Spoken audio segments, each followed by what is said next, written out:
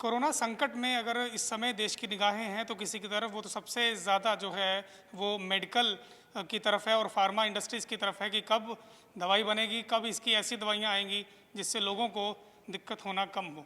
हमारे साथ क्योटेक ग्रुप के एमडी सिंगला साहब मौजूद हैं। सिंगला जी, पंजाब केसरी में आपका स्वागत है। Thank you sir, very very thanks. मुझे बहुत अच्छा लग रहा है कि अपने घर में पंजाब केसरी में बात कर रहा हूँ आपसे। और मैं आपको बताना चाहता हूँ कि अभी जो फार्मा अभी लास्ट जब भी ये लॉकडाउन हुआ तो बहुत ज़्यादा जूझ रहा है। क्यों जूझ रहा है? ड्यू टू जो हमारा मटेरियल्स है, जितने भी हमारे रॉ मटेरियल्स हैं, सब जो चाइना से आते हैं। जी 95% जो हम चाइना पे डिपेंडेंट हैं। और पहले जब वुहान में प्रॉब्लम चल रही थी, वुहान में बहुत ज़्यादा प्रॉब्लम थी, रॉ मटेरियल्स इंटरमीडिएट्स आ नहीं रहे थे। अभी उल्टा चल रहा है कि जबकि चाइना स्टार्ट हो चुका है और इंडिया में जबकि मटेरियल्स आ रहे हैं, पर टाइम पे आ रहे हैं, पर एक्चुअल में सबसे ज़्यादा 4 महानगर जो जैसे दिल्ली में हमारा सबसे ज़्यादा बिजनेस है, सेकेंडली हमारा जो बिजनेस है महाराष्ट्र में बिजनेस है, और एमपी में बिजनेस है, और गुजरात में बिजनेस है। ये 4 स्टेटों में जो कोरोना महासंकट है बहुत ज़्यादा फैला हुआ है। उसके कारण ये चारों स्टेट्स में कोरोना का महासंकट होने के कारण जो हमारे बिजनेस पे है बहुत ज़्यादा इफेक्ट पड़ा है। और जो रॉ मटेरियल्स हैं, जबकि अभी चाइना से रॉ मटेरियल्स बहुत तेज़ी से अवेलेबल हो रहे हैं, पर जो वेंडर्स हैं, रॉ मटेरियल्स सप्लायर्स हैं, जहाँ मैन्युफैक्चरर्स हैं, वो कहीं ना कहीं रॉ मटेरियल के लिए जिसको ये बोल सकते हैं कि स्टॉक अपने पास रख रहे हैं और नाजायज़ रेट्स वसूल कर रहे हैं। जैसे 10% से लेके 50% से लेके 700% जो रॉ मटेरियल के रेट्स हैं वो बढ़ चुके हैं। फॉर एग्जांपल बता रहा हूँ कि जैसे अभी कोरोना के बीच में एक मेडिसिन थी हाइड्रोक्लोरोक्विन, उसका बोला था कि ये ट्रंप ने सबसे पहले स्टेटमेंट दी थी कि ये मेडिसिन और एजिथ्रोमाइसिन का कोरोना में बहुत ज़्यादा असर होगा। तो ये रॉ मटेरियल का जबकि रेट सिर्फ ऑनली 7,000 रुपये का रॉ मटेरियल था, और इसकी ब्लैक मार्केटिंग इतनी ज़्यादा हुई, ये रॉ मटेरियल 7,000 से 70,000 रुपये में मार्केट में बिका। और अजिथ्रोमाइसिन वो भी 7,000 रुपये में, 7,000 का मटेरियल था, वो भी अपना 15,000 रुपये में आज की डेट में बिक रहा है। कहने का मतलब ये है कि अपना हमें जबकि कोविड जो चल रहा है और ये महामारी चल रही है, इसके बीच में हमारे हिंदुस्तान को और जितने भी ट्रेडर्स हैं या जितने भी मैन्युफैक्चरर्स हैं उनको सहयोग देना चाहिए। जो रॉ मटेरियल्स हैं वो कम मतलब सस्ती रेट पे उपलब्ध कराने चाहिए। क्यों? उसका मेन रीज़न है कि पहले इंटरमीडिएट्स की प्रॉब्लम थी या रॉ मटेरियल्स की प्रॉब्लम थी। आज रॉ मटेरियल की अवेलेबिलिटी पूरी मतलब कि अवेलेबल है ऑल ओवर इंडिया में। और सेकेंडली जो सबसे बड़ी बात है कि पहले जो उत्पादन चल रहा था सभी कोरोना से पहले 100% फैक्ट्री का उत्पादन चल रहा था। आज जो उत्पादन चल रहा है वो उत्पादन सिर्फ ऑनली 30 से लेकर 70% चल रहा है। 30 से जो 70% उत्पादन चल रहा है उसके अकॉर्डिंग देखा जाए तो आज रॉ मटेरियल का तो वैसे ही बहुत ज़्यादा परमात्म मतलब होना चाहिए, मार्केट में अवेलेबल होना चाहिए। तो कहीं ना कहीं वो मतलब देखा वो किया जा रहा है। तो ये सारा रॉ मटेरियल क्या चाइना से ही आता है? 90% हम ये बोल सकते हैं कि 90% जो रॉ मटेरियल है वो चाइना से आता है, चाहे वो इंटरमीडिएट्स हो जिससे हमारा रॉ मटेरियल बनता है। वो जो अलग अलग मतलब इसके बहुत ज़्यादा जो हैदराबाद में बहुत ज़्यादा इंडस्ट्रीज़ हैं एपीआई की, और गुजरात में एपीआई की बहुत ज़्यादा इंडस्ट्रीज़ हैं, आंध्रा में एपीआई की बहुत ज़्यादा इंडस्ट्रीज़ हैं, और कुछ इंडस्ट्रीज़ अपना अभी गवर्नमेंट ने 3 स्टेटों के लिए बल्क पार्क का किया है, एक गुजरात में, एक हिमाचल में, और एक आंध्रा में। और जो ये रॉ मटेरियल है जब तक हम अपना यहाँ पे अवेलेबल नहीं कराएंगे, मतलब हमारी ये प्लांट्स यहाँ पे नहीं लगेंगे। क्यों? जब तक हम कोई भी इंफ्रास्ट्रक्चर को, जैसे हम एक घर में रहते हैं, जब हम घर में की नींव रखते हैं तो नींव रख कर जब घर बनता है तभी हम घर में जाते हैं। अभी हम स्टेटमेंट्स हर रोज देते हैं कि हमने इतना ये कर दिया है, ऐसा कर दिया, वैसा कर दिया, जबकि वो फ्लोर पे नहीं होता। क्योंकि जितनी भी बाहर की कंट्री हैं वो रीज़न हमसे आगे इसके कारण है क्योंकि वो प्रैक्टिकल बहुत हैं। मेन चीज़ एक ये भी है कि अगर चाइना से हम 90% से ज़्यादा अगर हम उस पर डिपेंड हैं तो हम ऐसे में चाइना के प्रोडक्ट्स का बायकॉट कैसे करेंगे, या चाइना से अगर हम रिश्ते तोड़ना चाहें तो उस पर कैसे काम कर पाएंगे? सर मैं एक चीज़ मैं आपको इसके बताता हूँ। अगर जब एग्जांपल देता हूँ, एक मास्क के एग्जांपल देता हूँ। जो एक मास्क था, नवंबर से पहले मास्क की जो कीमत थी वो 40 पैसे की मास्क थी, जो आज हमारे इंडिया में हम मास्क को बनाकर 10 रुपये तक बेच रहे हैं। या हमने जब कोरोना का कहर बहुत ज़्यादा था 25 रुपये तक भी बेचा। एक्चुअल में हमें हमारे इंडियंस के लोगों को और हमको अपनी मैंटेलिटी चेंज करनी पड़ेगी। मैंटेलिटी इसके लिए कैसे चेंज करेंगे कि हमें कम मतलब हमें कम उत्पादन ज़्यादा करके अच्छी क्वालिटी देके कम रेट पे हमें काम करना पड़ेगा। क्यों? आज क्या है कि हम ये हर एक बंदा ये रातों रात ये सोचना चाहता है कि हम अमीर बन जाएं। और सेकंडली जो आप चाइना की बात कर रहे हो कि ये आपको भी मालूम है, हर एक बंदे को मालूम है कि हम 90 क्या हम हर एक चीज़ में चाइना पे डिपेंडेंट है। चाहे वो आप लगा लो, चाहे फर्नीचर ले लो, चाहे टेक्सटाइल्स ले लो, चाहे अपना कपड़ों की मिल्स ले लो, चाहे अपना बच्चों के खिलौने ले लो, चाहे अपना जितने भी कंज्यूमर्स गुड्स हैं वो ले लो। और मेडिसिन तो एक ऐसी चीज़ है कि जे आज हम 90 मैं एग्जांपल बता रहा हूँ कि अभी पीछे मैंने सुना था कि एक बड़ी कंपनी को एंटी डिप्रेशन मेडिसिन ना मिलने के कारण काफ़ी करोड़ों का लॉस हुआ, क्योंकि वहाँ से वो इंटरमीडिएट्स नहीं आया। एक्चुअल में जो कोई भी हम मेडिसिन बनाते हैं, या रॉ मटेरियल बनाते हैं, या इंटरमीडिएट्स बनाते हैं, उसके लिए हमें कम से कम नहीं है R&D करनी पड़ती है, सर्च एंड डेवलपमेंट करनी पड़ती है। वो मिनिमम जितने साल की एक्सपायरी होती है ना, जैसे एक मेडिसिन बनाते हैं उसमें हम 3 साल की एक्सपायरी देते हैं, 2 साल की एक्सपायरी देते हैं, जहाँ उतनी ही रॉ मटेरियल की 4 साल की एक्सपायरी होती है। वो जब आप कोई कल API की फैक्ट्री लगाएगा, API की फैक्ट्री लगाने के बाद उसको उसकी R&D करनी पड़ेगी कि ये मटेरियल्स मेरा ठीक भी है या नहीं है। ऐसा तो है नहीं कि वो मार्केट में फर्स्ट डे मार्केट में उतार देगा। तो हमारे इंडियन को सोच को बदलना पड़ेगा और जो वे फ्लोर पे होकर काम करना पड़ेगा। जे हमें ये आने वाले समय में हमने ये नहीं किया, जो जबकि ये एक बहुत सुनहरा मौका है इंडिया के लिए कि इंडस्ट्री को हम आगे लेके जा सकें। जे हमने ये अभी नहीं किया तो हम कभी भी नहीं कर सकते। सरकार की तरफ से या कहें कि हेल्थ मिनिस्ट्री की तरफ से कितना सहयोग मिलता है फार्मा इंडस्ट्रीज़ को? सर अभी तक बस सरकार की तरफ से ये देखा जाए कि कोरोना कोविड के समय चलते हुए सरकार की तरफ से जो साधन हैं वो कहीं ना कहीं हमारे यहाँ ना उपलब्ध प्रॉपर वे से नहीं है। मतलब सरकार फैसिलिटीज़ देती है, वो फैसिलिटीज़ नीचे तक ज़मीन तक अवेलेबल नहीं होती हैं। उसका मेन रीज़न क्या, मेन कॉज क्या है?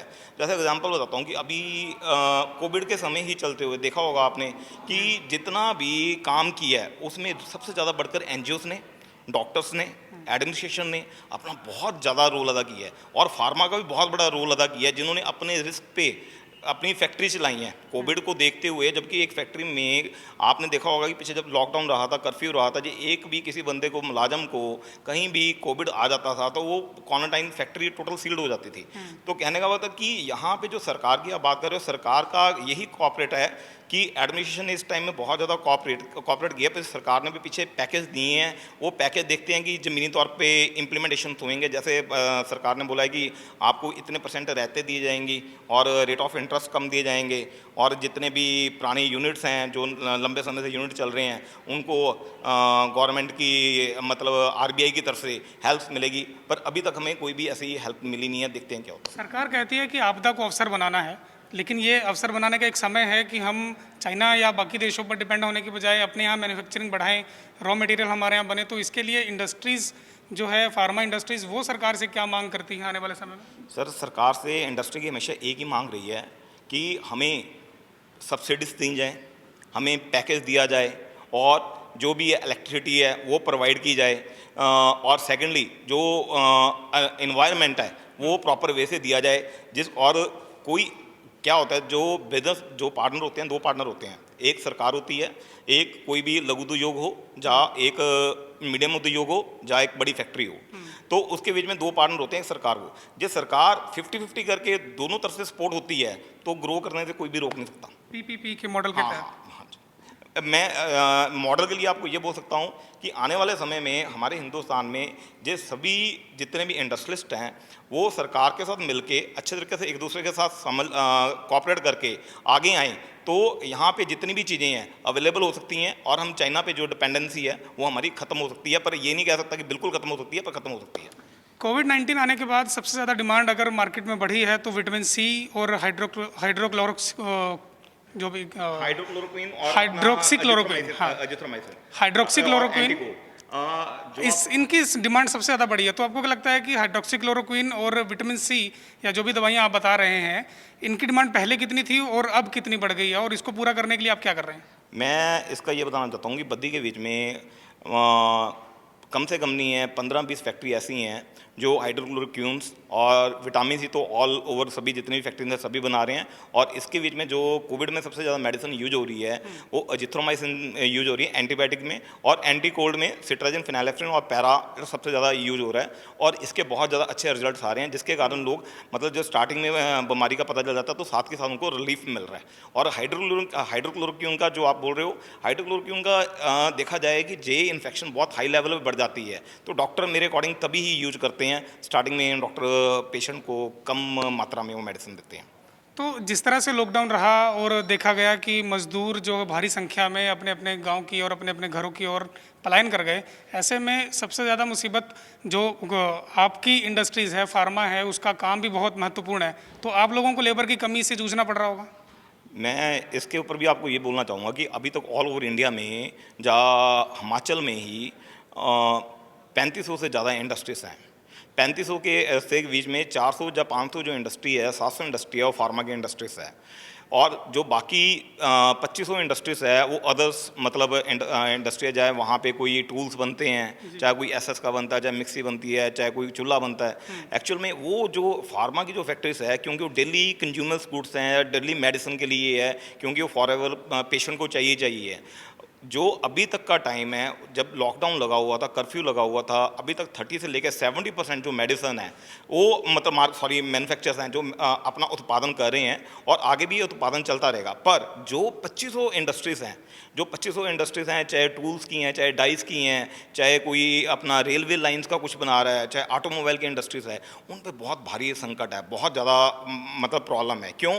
ड्यू टू रीजन उनके पास ऑर्डर्स नहीं है, हौजरी के पास ऑर्डर्स नहीं है। जैसे बद्दी में वर्धमान की फैक्ट्री है, वहाँ धागा मिल्स हैं, क्योंकि आज देखा जाओ लुधियाना धागा मिल के लिए माना जाता है, क्योंकि जब आज सभी बंदे अपने घरों में हैं तो बाहर घरों से निकल नहीं रहे हैं, और उसके कारण उनको मतलब कि आगे से ऑर्डर्स नहीं है। ऑर्डर्स ना होने के कारण जो लेबर है वो लेबर को झटका लग रहा है कि उनके पास 1 महीने के लिए जो फैक्ट्रीज अपना उनको सहयोग कर सकती थी, उन्होंने अपनी तरफ से सहयोग किया, और 2 महीने मैक्सिमम सहयोग कर सकते। अब क्या है कि आने वाले समय उनके पास जो इंडस्ट्री है वो भी उनके भी कुछ सीमित हैं, और सीमित होने के कारण कि आज वो पैसे नहीं दे सकते हैं, तो उसके कारण वो जा रहा है। पर ये जो लोग जा रहे हैं उसके कारण आने वाले समय में बहुत ज़्यादा तकलीफ आएगी, और जो कि है कि उत्पादन फैक्ट्री चलाने में, इंडस्ट्री चलाने में दिक्कत आएगी। गवर्नमेंट को चाहिए, प्रशासन को चाहिए कि उनको किसी ना किसी तरीके से रोका जाए। कितने प्रतिशत लेबर अभी काम कर रही है फैक्ट्रियों में? फैक्ट्रियों में 30 से लेकर 70% जो लेबर है वो काम कर रही है।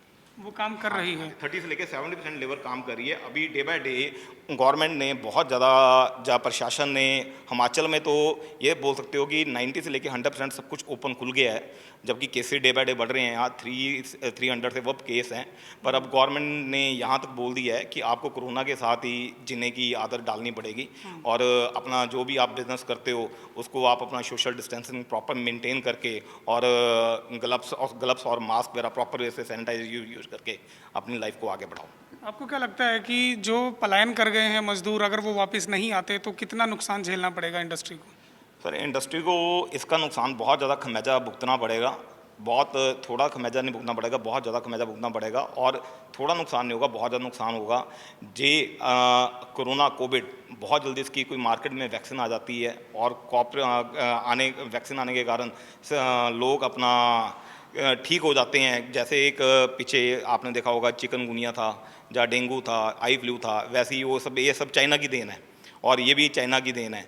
और ये आने वाले समय में जैसे ही इसका कोई कल वैक्सीन आ जाती है तो लोग आएंगे, पर अभी नहीं आएंगे, क्योंकि जे आज लोग यहाँ से कोई घर छोड़कर जाता है पर उसको मालूम है कि वहाँ जाके उसको रोज़गार नहीं मिलना है, तो वो रोज़गार की तलाश में मेरा मानना है कि वापस मुड़कर आएगा। सबसे इम्पॉर्टेंट इस टाइम ये है कि पूरे वर्ल्ड में या हिंदुस्तान में कोविड पे कंट्रोल पाना सबसे इम्पॉर्टेंट है। मेरा अगला सवाल ये होगा कि आपको क्या लगता है कि देश में 100 साल पहले देश ने एक महामारी देखी थी, अब आज एक महामारी देख रहा है। कहते हैं कि दवाई जो अब तक सबसे ज़्यादा अर्लीस्ट अगर कोई वैक्सीन बन पाई है तो उसको कम से कम 18 साल का वक्त लगा है, तो इसको कितना समय लगेगा और कितनी तेज़ी से डॉक्टर्स या विशेषज्ञों की टीम लगी हुई है बनाने में, और इस वक्त कितना लेगा? मैं इसके बीच में आपको ये बोलना चाहता हूँ कि अभी पीछे इजराइल ने, यूएसए ने, और यहाँ तक हमारे इंडिया ने भी 3 कंट्री हैं जिन्होंने दावा किया कि ये हम वैक्सीन ऑलमोस्ट रेडी कर चुके हैं, हम 6 महीने में मार्केट में ये मेडिसिन लेके आएंगे। वैसे देखा जाए कोई भी जो मेडिसिन होती है उसको 3 साल, जिसको कहते हैं स्टेबिलिटी डाटा, जब 3 साल उसको स्टेबिलिटी में रखते हैं, स्टेबिलिटी में रख के वे देखते हैं कि ये मेडिसिन बिल्कुल ठीक है। जब वो फर्स्ट टाइम बंदे पे किसी के भी ऊपर अगर उसको हम टेस्ट करते हैं, लगा के देखते हैं, तो उस पर देखते हैं कितने % रिजल्ट्स आते हैं। अभी तक कोई भी मेडिसिन जो वैक्सीन अभी तक मार्केट में उपलब्ध नहीं है, पर बहुत ज़्यादा कंट्रीज़ हैं वो दावा कर रही हैं कि हम मेडिसिन ये 6 महीने से लेकर साल के बीच में हम लेकर आएंगे। तो मास्क और सैनिटाइजर की जो कालाबाजारी हो रही है, इसको रोकने के लिए इंडस्ट्रीज़ की तरफ से सरकार से किसी तरह की मांग? सर, सरकार को, जबकि सरकार ने सैनिटाइज़र, आपको पता शायद नहीं पता होगा, मैं आपको बताना चाहता हूँ, सैनिटाइज़र 2 महीने पहले मतलब सब लोग अपनी मनमर्जी से बेच रहे थे। कोई MRP 200 छाप रहा था, कोई 300 छाप रहा था, कोई 500 छापता था। गवर्नमेंट इसको फिक्स डोजेस में लेकर आया। फिक्स डोजेस में लेकर जो 100 ml है वो 50 रुपीज़, 200 ml है वो 100 रुपीज़, जो 500 ml है 250 रुपीज़। उसके बाद थोड़ा सा कालाबाजारी पे कंट्रोल आया है। और मास्क तो अब मैं सभी को यही बोलना चाहूँगा कि मास्क कोशिश करो कि अपने घर में जैसे आप मफलर है या हैंकी है, जैसे क्या है कि मास्क 2 तरह का होता है, जैसे कपड़े का मास्क, हाँ, मैं क्या कहता हूँ, मास्क 2 तरह का होता है। जैसे मैंने ये डाला हुआ है, डिस्पोज ऑफ है, ये हमारे फार्मा में कंपलसरी है। मास्क को हम, जैसे एक रुमाल है, रुमाल को हम जेब में रखते हैं, पॉकेट में, उसको हम अगले दिन धोते हैं, फिर वो हम रुमाल को यूज करते हैं। जैसे भी आपने मास्क की बात की, तो मैं आपको ये बताना चाहूँगा कि जो लोग हैं मास्क को प्रॉपर वे से यूज़ नहीं कर रहे हैं। कुछ तो लोग जो हैं चमड़े के मास्क उन्होंने डाला हुआ है, उनको ये नहीं मालूम कि जो चमड़े के मास्क ये यूज़ कर रहे हैं, ये वहाँ पे यूज़ किए जाते हैं जब हॉस्पिटल में किसी ने ऑपरेशन करना हो। वैसे आपको सिंपल मास्क यूज़ करना चाहिए जिसके साथ आपको प्रॉपर ऑक्सीजन पास जाए। मास्क का मेन क्या है कि आपके कोई भी बैक्टीरिया अंदर ना चला जाए। और सेकेंडली, मास्क का जो ये मास्क दूसरे यूज़ कर रहे हैं, उसके साथ आपको कल कोई दिमागी या कोई और प्रॉब्लम आ सकती है। पहले जो ये मास्क थे 10 रुपये से लेकर 25 रुपये तक बिके, अभी लोग यूज्ड हो चुके हैं। और 80% लोग हैं, 80% नहीं होंगे तो 70% लोग हैं जो हमारे घर की औरतें हैं, या घर की बहनें हैं, या अपने सभी में अपने फैमिलियर्स हो गए हैं, वो अपने मास्क खुद बना रहे हैं और अपना पर्सनली वही खुद यूज कर रहे हैं। आपने नोट किया होगा कि जे पहले आपको 100% के बीच में 60% लोगों ने मास्क डाले होते थे, चाहे डिस्पोज ऑफ डाले होते या किसी कंपनी के बाहर से खरीद के डाले होते थे। आज लोगों ने कोई ना कोई फैशन वाले मास्क भी आ गए हैं, तो जो घरों में उन्होंने अपने कपड़ों से बनाए हुए हैं वो यूज कर रहे हैं। मैंने खुद भी घर से हैंडमेड, होममेड बनवा रखा है। हाँ, सर, मैं बिल्कुल ट्रू। तो आपको लगता है कि N95 या अदर मास्क की जगह कॉटन के कपड़ों के बने हुए मास्क की तरफ जाना चाहिए? N95 मास्क है और दूसरे मास्क हैं वो आप हॉस्पिटल में यूज कर सकते हैं। मैं आपको बोला, जो ये मास्क है रूटीन में नहीं, ऑफिस वर्क में या कहीं और आने जाने के लिए नहीं। ऑक्सीजन नहीं पास होती है प्रॉपर वे से, हमें ऑक्सीजन पास नहीं होती है, हमें दमा की प्रॉब्लम आ सकती है। जो किसी को हार्ट की प्रॉब्लम हो, शुगर की प्रॉब्लम हो, उसको सांस लेने में प्रॉब्लम हो, तो उसको वैसी कोई प्रॉब्लम आ सकती है। तो इसके लिए ये है कि मास्क हर रोज जो अपना आपने पर्सनल घर से बनाया हो वो सबसे ज़्यादा बढ़िया है। जो आप मास्क नहीं यूज़ कर सकते हो, अभी आप मोदी जी को देखो, हमारे प्रधानमंत्री जी को, उन्होंने मफलर लिया हुआ है, जब आप वो भी यूज़ करते हो तो उससे बड़ी कोई चीज़ नहीं है। पंजाब केसरी बात के लिए धन्यवाद। तो ये थे सिंगला जी, जिनका कहना है कि मास्क बेशक आप लगाइए, हर समय मास्क लगा के रखिए, कोरोना से बचने का एक बड़ा यही एक मूल मंत्र है, लेकिन कोशिश करें कि मास्क कपड़े से बना हुआ हो, होममेड हो, तो वो आपको बचाने में काफ़ी कारगर है। अन्यथा आपको कई और गंभीर बीमारियों से भी दो चार होना पड़ सकता है। कैमरामैन परविंदर के साथ सुधीर पांडे, पंजाब केसरी, जालंधर।